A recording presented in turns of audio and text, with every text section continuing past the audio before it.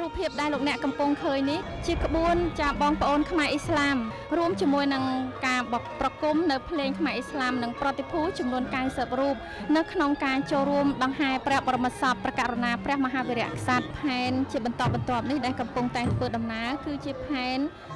បងប្អូនសហគមន៍វៀតណាមនិងប្រតិភូចំនួន90រូបដែលមានសម្លៀកបំពាក់ផ្សេងគ្នាបង្ហាញនៅការគោរពនៅនិកាយសាសនាវៀតណាមចំនួន2ផ្សេងគ្នាដែលបងប្អូនជនជាតិ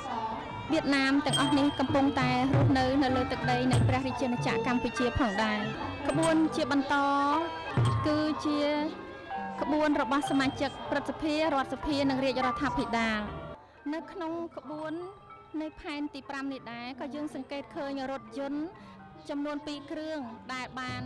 រៀបចំតាក់តែងជារូបសត្វក៏ដូចជាទេសភាពនៃធម្មជាតិដែលចង់បង្ហាញបញ្ជាក់ថាព្រះករុណាព្រះមហាវីរក្សត្រព្រះបរមរតនកោដ្ឋនៃយើងពេលដែលព្រះអង្គយាងគ្រងរាជសម្បត្តិគឺព្រះអង្គបានគ្រប់គ្រងនិងប្រោសប្រណីមិនត្រឹមតែប្រជាពលរដ្ឋជាប្រជារាស្ត្ររបស់ព្រះអង្គប៉ុណ្ណោះទេប៉ុន្តែព្រះអង្គក៏គ្រប់គ្រងនៅទឹកដីព្រៃព្រឹក្សាលតាវរជាពិសេសសត្វទាំងឡាយដែលរស់នៅលើទឹកដីនៃព្រះរាជាណាចក្រកម្ពុជាផែនបន្ទាប់មកទៀតនេះគឺជាផែនមន្ត្រីរាជការនៃព្រះបរមរាជវាំងនាំមុខនៃផែននេះគឺក្បួនរាជការរាជធានីខេត្តកាន់ផ្កាឈូកដើរចំនួន180រូបក្នុងឯកសណ្ឋានអាវសសាក់ប៉ាន់ដៃខ្មៅនិងមានគ្រឿងឥស្សរិយយសព្យួរផងជាមន្ត្រីដែលបានបម្រើការងារថ្វាយព្រះមហាក្សត្រព្រះបរមរតនកោដ្ឋនិងបានចូលរួមក្នុងបម្រើការងារចំពោះភាពរីកចម្រើនរុងរឿងរបស់ប្រទេសជាតិនៅពីក្រោយក្បួននេះគឺជាក្បួនភ្លេងខ្លងស្គរគេប្រើសម្រាប់នាំមុខក្បួនដែលមានដើមគេដាក់លើខ្នងដំរីនាំមុខក្បួនតបនៅពីក្រោយក្បួនភ្លេងខ្លងឆ្នះគឺជាក្រុមបាគូផ្លុំសាំងគឺព្រាបរហិតថ្វាយសង្ឃជ័យតាមបែបព្រហ្មញ្ញសាសនាចំពោះក្បួននៅពីក្រោយបាគូផ្លុំសាំងគឺក្បួនយុវជនកាន់ផ្កាកូរ៉ោន140រូបដែលអមសងខាងដោយក្រុមបាគូម្ខាង5រូបកាន់ផ្កាឈូកនិងស្ដេចមាឃឬព្រះជវង្សកាន់ផ្កាឈូកម្ខាង5រូបផងដែរទូរទស្សនិកជនជាទីគោរពផែនជាបន្តនេះគឺជាផែនទី7បង្ហាញអំពីព្រះត្រៃរតន៍នៃព្រះពុទ្ធសាសនាក្នុងផែននេះមានរថយន្តបោះបុកតូច2គ្រឿងរថយន្តបោះបុកទី1តម្កល់ព្រះពុទ្ធរូបមានខ្លះបាំងឯរថយន្តបោះបុកទី2តម្កល់ព្រះត្រៃបិដកមានខ្លះបាំងដូចគ្នារីឯទីនាងទី3គឺជាទីនាងសម្រាប់សម្ដេចព្រះមហាសង្ឃរាជទាំងពីរគណៈនៃព្រះរាជាណាចក្រកម្ពុជាគង់សូត្រព្រះអភិធម្មថ្វាយព្រះករុណាព្រះបរមរតនកោដ្ឋសូមស្ដេចយាងចូលព្រះទីបង្គត់ដោយព្រះហឫទ័យល្អស្អាតស្ងប់បរិសុទ្ធរថយន្តបោះបុកទាំងពីរនិងទីនាងនេះតំណាងឲ្យព្រះពុទ្ធព្រះធម៌ព្រះសង្ឃអមសងខាងរថយន្តបោះបុកនិងទីនាងគឺមានយុវជនកាយរិទ្ធកាន់ត្រៃជីវរម្ខាង45រូបដើម្បីប្រគេនព្រះសង្ឃថ្វាយមហាព្រះរាជកុសលថ្វាយព្រះករុណាព្រះបរមរតនកោដ្ឋអមសងខាងយុវជនកាយរិទ្ធដែលកាន់ត្រៃជីវរនេះគឺមានហោរាប្រាយលាជដែលអាចហៅថាភ្លុកហើយរីឯអមសងខាង4ទាំងមូលគឺអ្នកកាន់ផ្លិតសែនធវ័នទូរទស្សនិកជនជាទីគោរពនៅពេលនេះលោកអ្នកបានឃើញរូបភាពនៅក្នុងកញ្ចក់ទូរទស្សន៍ជាបន្តហើយគឺជាព្រះទីនាងបុស្បុកតម្កល់ព្រះបរមសពព្រះករុណាព្រះមហាវីរក្សត្រព្រះបរមរតនកោដ្ឋបានមកដល់ទីតាំងមុខវត្តអូណាឡោមដែលព្រះទីនាងបុស្បុកនាគរាជមានក្បាល36តំណាងឲ្យរដ្ឋបារមីដ៏ខ្ពង់ខ្ពស់របស់ព្រះករុណាព្រះមហាវីរក្សត្រព្រះបរមរតនកោដ្ឋយាងអងសងខាងព្រះមញ្ជុសាដល់ក្សត្រាពីរព្រះអង្គដែលមានអ្នកថ្វាយព្រះវេជ្ជនីគឺផ្លិតបក់ពីររូបសងខាងនិងអ្នកថ្វាយព្រះបាំងសែនពីររូបផងដែរយាងខាងមុខព្រះទីនាងតម្កល់ព្រះមញ្ជុសាគឺក្សត្រាបួសមុខភ្លើងដែលដាក់ព្រះកេសាដោយសម្ដេចក្រុងព្រះនរោត្តមរណរដ្ឋជាព្រះរាជបុត្ររបស់ព្រះករុណាព្រះបរមរតនកោដ្ឋ នៅពីក្រោយម៉ាញ់ជូសាគឺមាននារីតែងរូបជាទេវតា8រូបដែលតំណាងឲ្យទេវតាតាមបីបាច់ថែរក្សាប្រោះព្រំថ្វាយប្រពរជ័យថ្វាយប្រកាសណាព្រះមហាវីរក្សត្រព្រះបរមរតនកោដ្ឋនៅពីក្រោយព្រះទីនាងតម្កល់ព្រះម៉ាញ់ជូសាមានអ្នកថ្វាយព្រះបាំងសូដែលព្រះបាំងសូនិងព្រះបាំងសែងគឺប្រើជាផ្លិតសម្រាប់បាំងថ្វាយព្រះមហាក្សត្រអមដង្ហែព្រះទីនាងតម្កល់ព្រះបរមសពព្រះម៉ាញ់ជូសាគឺមានអ្នកកាន់ប្រាក់9និងផ្កាមាស9ក៏ដូចជាអ្នកថ្វាយនៅព្រះអភិរមផងដែរ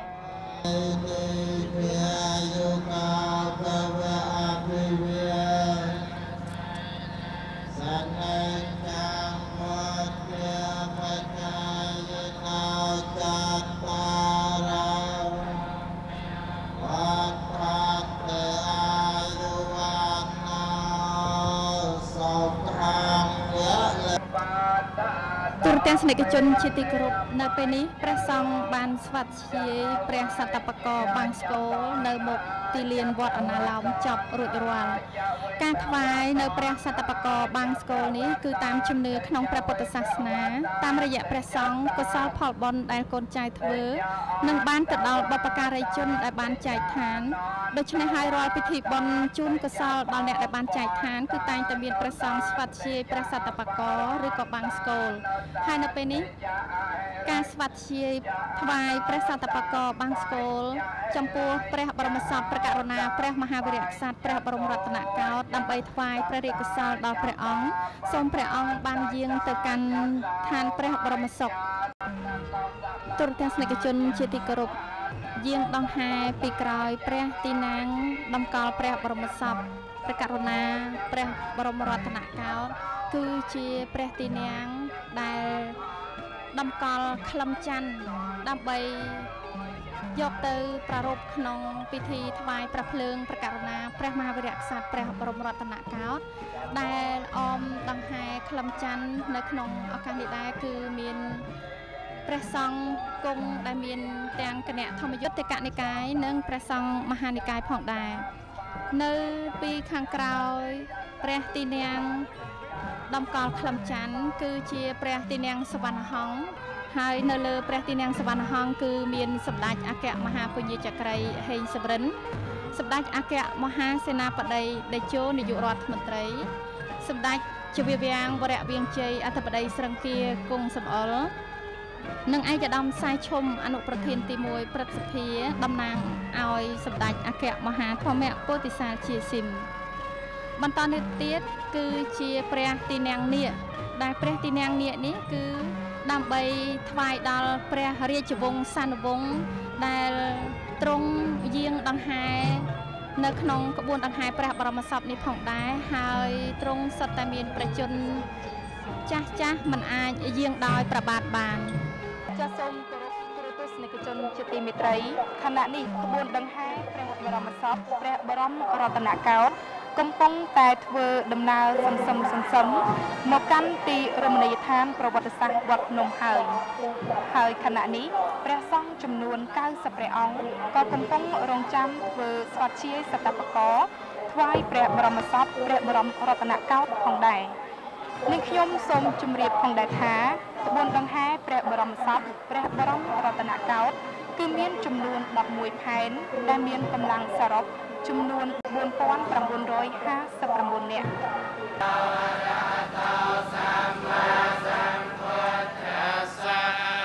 ចាវតសង្ខារាអបតវយធម្មនាអបច្ចត្វានិរចន្តតសង្វបសមោសុខាអនិច្ចាវតសង្ខារាអបតវយធម្មនាអបច្ចត្វានិរចន្តតសង្វបសមោសុខាអនិច្ចាវតសង្ខារាបតវយធម្មនាប ចាទូរទស្សនិកជនជាទីមេត្រីឃើញថានៅចុងក្រោយនេះគឺជាផែនទី11ចានៅក្នុងផែនទី11គឺជាផែនរក្សាសន្តិសុខសុវត្ថិភាពកន្ទុយក្បួនក្នុងនោះរួមមានក្រុមរុញរថយន្តនិងកម្លាំងជំនួយចាទូរទស្សនិកជនជាទីមេត្រីនៅក្នុងការដង្ហែក្បួនព្រះបរមសពព្រះបរមរតនកោដ្ឋនេះក្បួនដង្ហែទាំង11ផែននឹងធ្វើព្រះរាជពិធីដង្ហែជុំវិញវត្តភ្នំចំនួន1/3ហើយក្នុងនោះក្បួនដង្ហែព្រះបរមសពព្រះបរមរតនកោដ្ឋនឹងបន្តដំណើរឆ្ពោះទៅតាមមហាវិថីព្រះនរោត្តមជាបន្តទៀតព្រះមហាវីរក្សត្រព្រះវររាជបិតាឯករាជ្យបូរណភាពទឹកដីនិងឯកភាពជាតិខ្មែរព្រះបរមរតនកោដ្ឋព្រះករុណាព្រះបាទសម្ដេចព្រះនរោត្តមសីហនុព្រះមហាវីរក្សត្រព្រះវររាជបិតាឯករាជ្យបូរណភាពទឹកដីនិងឯកភាពជាតិខ្មែរព្រះបរមរតនកោដ្ឋព្រះអង្គប្រសូតនៅថ្ងៃអង្គារទី11ព្រះថ្ងៃអង្គារ11កើតខែកដឹកឆ្នាំចចត្វាស័កពុទ្ធសករាជ2465ត្រូវនៅថ្ងៃទី31ខែតុលាឆ្នាំ1922នៅរាជធានីភ្នំពេញព្រះរាជាណាចក្រកម្ពុជាព្រះអង្គជាព្រះរាជបុត្រទូលរបស់ព្រះករុណាព្រះបាទសម្ដេចព្រះនរោត្តមសុរាម្រិតនិងសម្ដេចព្រះមហាក្សត្រីយានីស៊ីសវត្តមនីវង្សកុសុមនារីរតន៍សិរីវឌ្ឍនាខាងខ្សែព្រះមេដាព្រះអង្គជាព្រះរាជជនតារបស់ព្រះករុណាព្រះបាទសម្ដេចព្រះមនីវង្សនិងជាព្រះរាជជនតាទូតរបស់ព្រះករុណាព្រះបាទសម្ដេចព្រះនរោត្តមបើរាប់តាមខ្សែព្រះបិតាចាប់ពីឆ្នាំ1930ដល់ឆ្នាំ1940ព្រះអង្គបានចូលសិក្សានៅសាលាបឋមសិក្សា François Bourdon និងនៅវិទ្យាល័យព្រះស៊ីសុវត្ថិរាជធានីភ្នំពេញបន្ទាប់មកព្រះអង្គបានយាងទៅបន្តការសិក្សានៅវិទ្យាល័យបារាំង Sassuolo Loba នៅទីក្រុងព្រៃនគរ Saigon បច្ចុប្បន្នសាលាមធ្យមសិក្សា Le Quai d'Oin ទីក្រុងហូជីមិញសាធារណរដ្ឋសង្គមនិយមវៀតណាមលុះដល់ខែមេសាឆ្នាំ1941ក្រុមប្រឹក្សាព្រះរាជបល្ល័ង្កបានជ្រើសតាំងនិងថ្វាយព្រះរាជឋានៈព្រះអង្គជាព្រះមហាក្សត្រនៃព្រះរាជាណាចក្រកម្ពុជាព្រះអង្គបានឡើងគ្រងរាជសម្បត្តិនៅថ្ងៃអង្គារ9កើតខែកដឹកឆ្នាំម្សាញ់ត្រីស័កពុទ្ធសករាជ2484ត្រូវនៅថ្ងៃទី28ខែតុលាឆ្នាំ1941នៅឆ្នាំ1946ព្រះអង្គបានយាងបំពេញព្រះរាជទស្សនកិច្ចជាលើកដំបូងនៅប្រទេសបារាំងតបតាមការអញ្ជើញរបស់លោកប្រធានាធិបតី Philippe Gong និងបានជួបលោកឧត្តមសេនីយ៍ Charles de Gaulle នៅកូឡុំប៊ីនៅឆ្នាំ1946និងឆ្នាំ1948ព្រះអង្គបានបន្តការសិក្សាជាន់ខ្ពស់នៅសាលាអនុវត្តទ័ពសេះនិងកងទ័ពរដ្ឋពាដែកនៅស៊ូមូប្រទេសបារាំងក្នុងឆ្នាំ1947ព្រះករុណាព្រះបាទសម្ដេចព្រះនរោត្តមសីហនុព្រះអង្គបានទទួលមហាជោគជ័យក្នុងការទាមទារឲ្យព្រះរាជាណាចក្រថៃឡង់សោកមកព្រះរាជាណាចក្រកម្ពុជាវិញជាដាច់ខាតនៅខេត្តខ្មែរដែលក្នុងពេលមានចម្បាំងសកលលោកលើកទី2ថៃឡង់បានយកពីកម្ពុជាទៅគឺខេត្តបាត់ដំបងសៀមរាបកំពង់ធំនិងស្ទឹងត្រែងឆ្នាំ1949ព្រះករុណាព្រះបាទសម្ដេចព្រះនរោត្តមសីហនុបានទាមទារឲ្យប្រទេសបារាំងបញ្ឈប់នៅសន្ធិសញ្ញាអាណាព្យាបាលដែលបានចុះហត្ថលេខានៅឆ្នាំ1863និងឆ្នាំ1884នៅឆ្នាំ1949ដដែលព្រះអង្គបានឡាយព្រះហស្ថលេខាលើសន្ធិសញ្ញាឯករាជ្យដែលប្រទេសបារាំងព្រមទទួលស្គាល់តាមផ្លូវច្បាប់នៅឯករាជ្យរបស់ព្រះរាជាណាចក្រកម្ពុជាសន្ធិសញ្ញាឆ្នាំ1949នេះលុបចោលនៅសន្ធិសញ្ញាអាណាព្យាបាលឆ្នាំ1963និងឆ្នាំ1884ពីឆ្នាំ1952ដល់ឆ្នាំ1953ដោយព្រះអង្គឆ្វេងយល់ថាឯករាជ្យដែលប្រទេសបារាំងបានទទួលស្គាល់នៅឆ្នាំ1949ពុំទាន់មានលក្ខណៈពេញបរិបូរណ៍ដូច្នេះទើបព្រះករុណាព្រះបាទសម្ដេចព្រះនរោត្តមសីហនុព្រះអង្គបានយាងបំពេញព្រះរាជបូជនីយកិច្ចទាមទារកេតនភណ្ឌឯករាជ្យ 100% ជូនជាតិមាតុភូមិ នៅថ្ងៃទី9ខែវិច្ឆិកាឆ្នាំ1953ដោយស្នាប្រហោះដ៏ឧត្តមឧត្តមរបស់ព្រះអង្គព្រះរាជាណាចក្រកម្ពុជាបានទទួលឯករាជ្យទាំងស្រុងពីសាធារណរដ្ឋបារាំងប្រជារាស្ត្រកម្ពុជាទូទាំងប្រទេសសូមថ្វាយព្រះកិត្តិនាមព្រះអង្គជាព្រះមហាវីរបុរសជាតិព្រះបិតាឯករាជ្យជាតិនៅឆ្នាំ1954ព្រះអង្គបានបញ្ជូនព្រះរាជគណៈប្រតិភូជាព្រះរាជតំណាងរបស់ព្រះអង្គទៅចូលរួមនៅក្នុងសន្ធិសញ្ញាអន្តរជាតិស្ដីពីឥណ្ឌូចិននៅទីក្រុងហ្សឺណែវ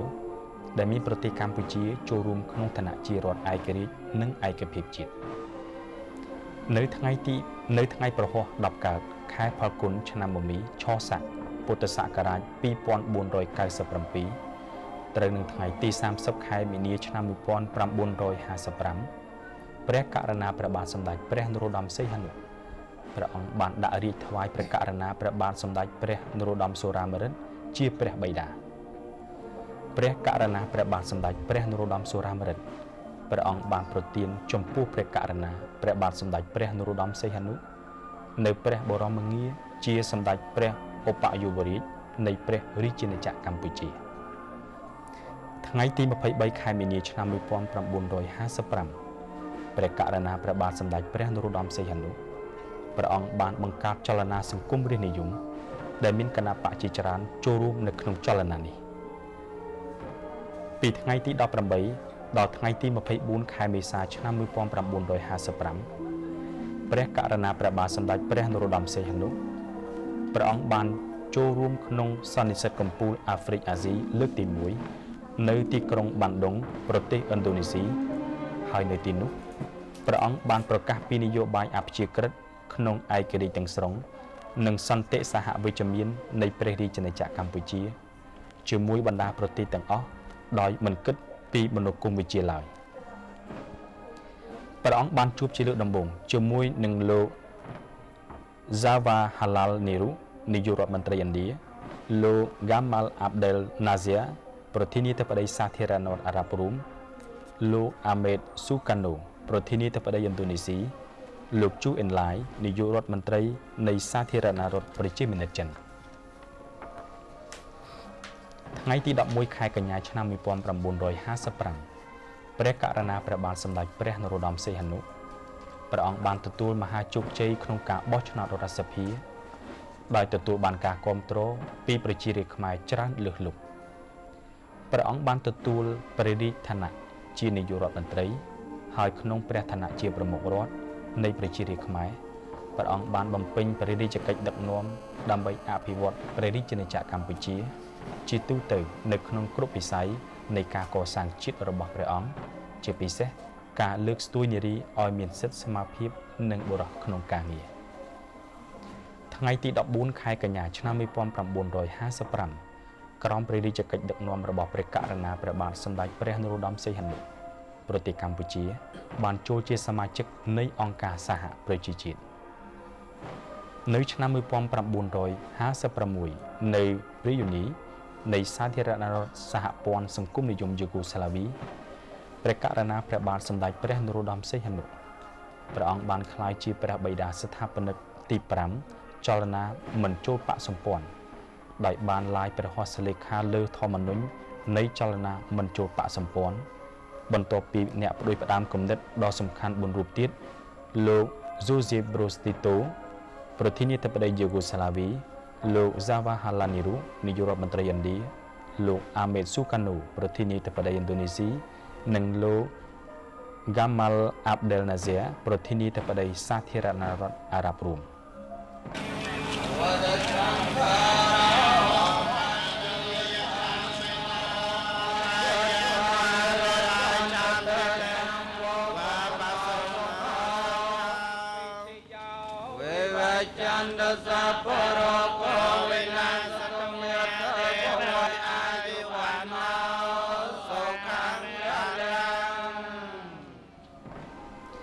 នៅខែកុម្ភៈឆ្នាំ1956ព្រះករុណាព្រះបាទសម្ដេចព្រះនរោត្តមសីហនុក្នុងព្រះឋានៈជានាយករដ្ឋមន្ត្រីព្រះអង្គបានយាងទៅបំពេញទស្សនកិច្ចជាផ្លូវរដ្ឋនៅសាធារណរដ្ឋប្រជាមានិតចិន និងបានជួបជាមួយថ្នាក់ដឹកនាំចិនជាច្រើនរូបមានឯកឧត្តមប្រធានម៉ៅសេទុងព្រះអង្គបានឡាយប្រកាសលេខាលើសេចក្តីប្រកាសរួមស្តីពីមិត្តភាពកម្ពុជាចិននៅឆ្នាំ1960ព្រះករុណាព្រះបាទសម្ដេចព្រះនរោត្តមសុរាម្រិតទ្រង់សោយព្រះទិវង្គតពេលនោះព្រះករុណាព្រះបាទសម្ដេចព្រះនរោត្តមសីហនុត្រូវបានសមាជិករដ្ឋសភាខ្មែរសម្រេចជាឯកច្ឆន្ទជ្រើសតាំងព្រះអង្គជាព្រះប្រមុខរដ្ឋនៃព្រះរាជាណាចក្រកម្ពុជាក្នុងព្រះឋានៈនេះព្រះអង្គបានបន្តការដឹកនាំប្រជារាស្ត្រខ្មែរក្នុងព្រះរាជកិច្ចកសាងជាតិមាតុភូមិយ៉ាងសកម្មជាទីបំផុតខែកញ្ញាឆ្នាំ1960នៅមហាសន្និបាតអង្គការសហប្រជាជាតិព្រះករុណាព្រះបាទសម្ដេចព្រះនរោត្តមសីហនុព្រះអង្គបានលើកឡើងនៅផែនការបង្កើតអាស៊ីអាគ្នេយ៍ជាតំបន់អព្យាក្រឹតរវាងប្លុកមហាអំណាចទាំងពីរគឺលោកសេរីនិងលោកសង្គមនិយមនៅខែឧសភាឆ្នាំ1961តាមព្រះរាជដង្ហែផ្ដួចផ្ដើមរបស់ព្រះករុណាព្រះបាទសម្ដេចព្រះនរោត្តមសីហនុសន្និសីទអន្តរជាតិមួយត្រូវបានបង្កើតឡើងនៅទីក្រុងហ្សឺណែវដើម្បីដោះស្រាយទំនាស់រវាងភាគីទាំង3នៅប្រទេសឡាវចាប់ពីខែឧសភាឆ្នាំ1961ព្រះករុណាព្រះបាទសម្ដេចព្រះនរោត្តមសីហនុព្រះអង្គបានបំពេញព្រះរាជបេសកកម្មនយោបាយការទូតនិងផ្លូវច្បាប់ដើម្បីទាមទារប្រាសាទព្រះវិហារជាសម្បត្តិវប្បធម៌បេតិកភណ្ឌខ្មែរពីប្រទេសថៃមកវិញដោយតុលាការទីក្រុងឡាអេបានសម្រេចប្រគល់មកជូនព្រះរាជាណាចក្រកម្ពុជាវិញនៅថ្ងៃទី15ខែមិថុនាឆ្នាំ1962នៅខែវិច្ឆិកាឆ្នាំ1961ព្រះករុណាព្រះបាទសម្ដេចព្រះនរោត្តមសីហនុព្រះអង្គបានយាងចូលក្នុងសន្និសីទកម្ពុជាលើកទី1នៃចលនាមញ្ជូរបកសម្ព័ន្ធនៅបែលក្រាដនៃប្រទេសយូហ្គោស្លាវីដែលមាន29ប្រទេសចូលរួមនៅទីនោះព្រះអង្គបានថ្កោលទោសចំពោះអំពើរបស់ពួកអាណានិគមនិយមចក្រពត្តិនិយមនិងការប្រកាន់ពូជសាសន៍នៅខែមិថុនាឆ្នាំ1964លោកឧត្តមសេនីយ៍សាលដឺហ្គោលប្រធានាធិបតីនៃសាធារណរដ្ឋបារាំងបានរៀបចំបដិសណ្ឋារកិច្ចជាឱឡារិកថ្វាយព្រះករុណាព្រះបាទសម្ដេចព្រះនរោត្តមសីហនុនៅទីក្រុងប៉ារីសលោកប្រធានាធិបតីបានទទួលដោយស្មោះសរនៅសំណើរបស់ភាគីកម្ពុជាស្ដីពីការទទួលស្គាល់អព្យាក្រឹតភាពនៃព្រះរាជាណាចក្រកម្ពុជានៅចុងខែសីហានិងដើមខែកញ្ញាឆ្នាំ1966ព្រះករុណាព្រះបាទសម្ដេចព្រះនរោត្តមសីហនុបានរៀបចំបដិសណ្ឋារកិច្ចទទួលជាឱឡារិកលោកឧត្តមសេនីយ៍សាលដឺហ្គោលប្រធានាធិបតីនៃសាធារណរដ្ឋបារាំងដែលបានមកបំពេញទស្សនកិច្ចជាផ្លូវរដ្ឋនៅព្រះរាជាណាចក្រកម្ពុជាថ្ងៃទី1ខែកញ្ញាឆ្នាំ1966នៅក្នុងសន្ទរកថាដែលថ្លែងនៅពហុកលដ្ឋានជាតិអូឡ িম্প ិកភ្នំពេញលោកប្រធានាធិបតីបានគាំទ្រព្រះរាជាណាចក្រកម្ពុជាដែលការពារឯករាជ្យបូរណភាពទឹកដីអព្យាក្រឹតសន្តិភាពនៃខ្លួនពីថ្ងៃទី26ខែវិច្ឆិកាដល់ថ្ងៃទី6ខែធ្នូឆ្នាំ1966ព្រះករុណាព្រះបាទសម្ដេចព្រះនរោត្តមសីហនុបានយាងជាព្រះរាជាធិបតីភាពដ៏ខ្ពង់ខ្ពស់ក្នុងឱកាសព្រះរាជពិធីបើកនិងការបិទការប្រកួតកីឡា Ganefo អាស៊ីលើកទី1នៅរាជធានីភ្នំពេញក្រោមព្រះរាជកិច្ចដឹកនាំរបស់ព្រះករុណាព្រះបាទសម្ដេចព្រះនរោត្តមសីហនុក្នុងសម័យសង្គមរាស្ត្រនិយមដែលប្រជារាស្ត្រខ្មែរបានថ្វាយព្រះនាមព្រះអង្គថាជាព្រះបិតាឯករាជ្យជាតិព្រះបិតាសិក្សាធិការជាតិព្រះបិតាកីឡាជាតិព្រះបិតាស្ថាបនាជាតិសមិទ្ធផលនានាជាច្រើនត្រូវបានកសាងឡើងនិងប្រារព្ធព្រះរាជពិធីសម្ពោធជាបន្តបន្ទាប់សម្រាប់ប្រជារាស្ត្រប្រើប្រាស់នៅតាមបណ្ដាខេត្តក្រុងនានាជាពិសេសវិមានរដ្ឋចំការមនចំណតអាកាសយានដ្ឋានអន្តរជាតិពោធិ៍ចិនតុងចំណតអាកាសយានដ្ឋានសៀមរាបចំណតអាកាសយានដ្ឋានបែកចានខេត្តបាត់ដំបងផ្លូវជាតិលេខ4ភ្នំពេញក្រុងព្រះសីហនុផ្លូវដែកក្រុងភ្នំពេញក្រុងព្រះសីហនុកំពង់ផែអន្តរជាតិក្រុងព្រះសីហនុសន្តាគារឯករាជ្យក្រុងព្រះសីហនុសាលមហោស្រពជាតិព្រះសុរាម្រិតភ្នំពេញសាលសន្និសីទចតុមុខពហុកីឡាដ្ឋានជាតិអូឡ িম্প ិកភ្នំពេញស្ពានព្រះមុនីវង្សទី2 ស្ពានសង្គមរាជនិយមឆ្លងកាត់ទន្លេសាបសាកលវិទ្យាល័យសង្គមរាជនិយមភ្នំពេញសាកលវិទ្យាល័យភូមិន្ទបច្ចេកទេសសាលាភូមិន្ទរដ្ឋបាលមហាវិទ្យាល័យនីតិសាស្ត្រនិងវិទ្យាសាស្ត្រសេដ្ឋកិច្ចមហាវិទ្យាល័យគរុកោសលពុទ្ធិកសាកលវិទ្យាល័យព្រះសីហនុរាជមហាវិទ្យាល័យសិល្បៈស្ថាបនាមហាវិទ្យាល័យសិល្បៈនិងមុខរបរសាកលវិទ្យាល័យភូមិន្ទវិចិត្រសិល្បៈសាកលវិទ្យាល័យភូមិន្ទក្សេត្រសាស្ត្រសាកលវិទ្យាល័យភូមិន្ទកំពង់ចាមសាកលវិទ្យាល័យភូមិន្ទបាត់ដំបងសាកលវិទ្យាល័យភូមិន្ទតាកែវកំពតរោងភាពយន្តរដ្ឋស្ថានីយទូរទស្សន៍ខេមរៈភូមិន្ទមន្ទីរពេទ្យមិត្តភាពខ្មែរសូវៀតរោងចក្រចម្រាញ់ប្រេងកាតក្រុងព្រះសីហនុរោងចក្រស្រាបៀរក្រុងព្រះសីហនុរោងចក្រព្រះនរោត្តមដំឡើងត្រាក់ទ័រនិងរថយន្តធំក្រុងព្រះសីហនុរោងចក្រស្ករសកំពង់ត្រាំខេត្តកំពង់ស្ពឺរោងចក្រវាយនភ័ណ្ឌខេត្តកំពង់ចាមរោងចក្រវាយនភ័ណ្ឌខេត្តបាត់ដំបងរោងចក្របាវក្រចៅដូនទាវខេត្តបាត់ដំបងរោងចក្រស៊ីម៉ង់ចក្រក្រៃទីងខេត្តកំពតរោងចក្រកែវជើងឯករាជធានីភ្នំពេញរោងចក្រក្តារបន្ទះដីឥដ្ឋខេត្តកណ្ដាលរោងចក្រក្រដាសឆ្លងខេត្តក្រចេះរោងចក្រជីផូស្វាតទុកមាសខេត្តកំពតរោងចក្រកង់ឡានតាខ្មៅខេត្តកណ្ដាលរោងចក្រត្រីខប្រអប់ខេត្តកោះកុងរោងចក្រផលិតជ័រកៅស៊ូជប់ខេត្តកំពង់ចាមរោងចក្រវិរិយអគ្គិសនីគីរុំខេត្តកំពង់ស្ពឺនិងសមិទ្ធផលនានាជាច្រើនទៀតនៅតាមបណ្ដាស្រុកខេត្តក្រុងដូចជាសាលារៀនមន្ទីរពេទ្យទំនប់ទឹកស្រះទឹកប្រឡាយផ្លូវថ្នល់ស្ពានជាដើមឡាក់នៅថ្ងៃទី18ខែមីនាឆ្នាំ1970ក្នុងពេលដែលព្រះអង្គកំពុងបំពេញព្រះរាជទស្សនកិច្ចជាផ្លូវការនៅសហភាពសូវៀតព្រះករុណាព្រះបាទសម្ដេចព្រះនរោត្តមសីហនុត្រូវបានទទួលរងគ្រោះដោយរដ្ឋប្រហារមិនស្របច្បាប់មួយនៅភ្នំពេញគឺជារដ្ឋប្រហារយោធាដែលមានលន់នល់ជាមេខ្លោងសាធារណរដ្ឋខ្មែររបស់លន់នល់ត្រូវបានបង្កើតឡើងនៅខែតុលាឆ្នាំ1970នៅថ្ងៃទី23ខែមីនាឆ្នាំ1970ព្រះករុណាព្រះបាទសម្ដេចព្រះនរោត្តមសីហនុព្រះអង្គជាព្រះប្រធានចលនាតស៊ូកម្ពុជារណសិរ្សរួបរមជាតិព្រមជាមួយនោះក៏មានបង្កើតនៅរាជរដ្ឋាភិបាលរួបរមជាតិកម្ពុជានៅខែមេសាឆ្នាំ1970នៅកង់តុងសាធារណរដ្ឋប្រជាមានិតចិនព្រះអង្គជាអ្នកផ្ដួចផ្ដើមនៃសន្និសីទកម្ពុជារបស់ប្រជាជនឥណ្ឌូចិនដែលនៅក្នុងនោះមានការចូលរួមដោយអ្នកដឹកនាំពីប្រទេសកម្ពុជាពីសាធារណរដ្ឋប្រជាធិបតេយ្យវៀតណាមដឹកនាំដោយលោកនាយករដ្ឋមន្ត្រីផាំវ៉ាន់ដុងពីរណសិរ្សជាតិរំដោះវៀតណាមខាងត្បូងដឹកនាំដោយលោកងវៀនហ៊ីវថនិងពីនៅឡាវហាក់សាតដឹកនាំដោយព្រះអង្គម្ចាស់ប្រធានសុផានុវង្សភាគីសាធារណរដ្ឋប្រជាធិបតេយ្យវៀតណាមរណសិរ្សជាតិរំដោះវៀតណាមខាងត្បូងនិងភាគីនៅឡាវហាក់សាតបានប្រកាសជាឱឡារិកថាប្រទេសរបស់ខ្លួនទទួលស្គាល់និងគោរពជាដរាបនៅបូរណភាពទឹកដីក្នុងព្រំដែនបច្ចុប្បន្នរបស់កម្ពុជាថ្ងៃទី17ខែមេសាឆ្នាំ1975កងទ័ពប្រជាជនរំដោះជាតិនៃរណសិរ្សរួបរមជាតិកម្ពុជាដណ្ដើមបានជ័យជំនះទាំងស្រុងនៅកម្ពុជាប្រជាធិបតេយ្យត្រូវបានបង្កើតឡើងដែលមានព្រះករុណាព្រះបាទសម្ដេចព្រះនរោត្តមសីហនុជាព្រះប្រធានប៉ុន្តែ